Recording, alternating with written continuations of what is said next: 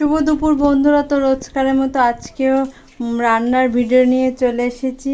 দেখি মা আজকে কি রান্না করেছে। ও মা, কি রান্না করেছে একটু দেখাও।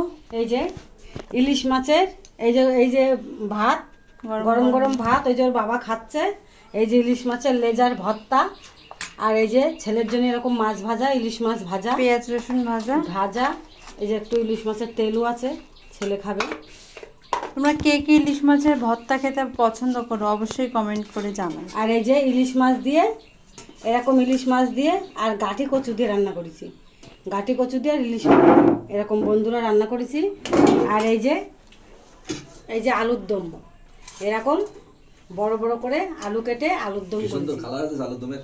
এই যে আলুর দমে হেভি সুন্দর কালার আছে, খেতেও খুব সুন্দর হয়েছে। মা, খেতে কেমন হয়েছে জানি না, এখনো খাইনি। বৌমা খেয়েছে, মাছ বৌমা খাচ্ছে না বলে তোমাদের সবই বলবো, এখন না, পরে বলবো কেন খাচ্ছে না। তাই যে মাছের এই আলুর দমটা বৌমার জন্যই করা হয়েছে।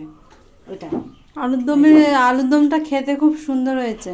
এই যেরকম লাল লাল ঝাল ঝাল। আমি শুকনো লঙ্কা খাই না বন্ধুরা, কাঁচা লঙ্কাই খাই। তা আজকে একটু দিয়েছি শুকনো লঙ্কা বেটে।